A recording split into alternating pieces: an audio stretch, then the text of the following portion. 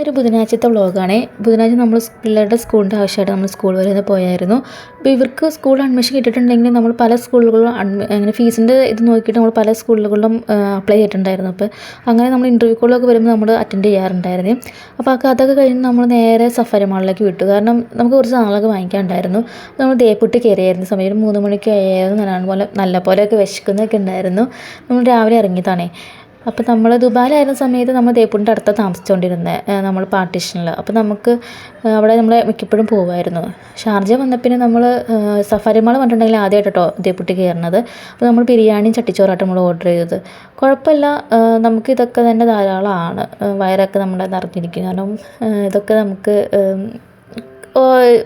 ചേട്ടൻ്റെ ചട്ടിച്ചോറിന് കുറച്ച് നമ്മൾ കഴിക്കും, ബിരിയാണി ഞാനും പിള്ളേരും ഷെയറിട്ട് കഴിക്കും, അങ്ങനെയാണ് കേട്ടോ. അപ്പം നമ്മൾ വീട്ടിലെത്തിപ്പിക്കുന്ന 5:45 ആയിരുന്നു കേട്ടോ. അപ്പോൾ അത്രയും ലേറ്റായിരുന്നു. ഒരു ദിവസം ഒരു ഓഫ് കിട്ടിയിട്ട് ആ ഒരു ദിവസം ഫുള്ള് നമ്മൾ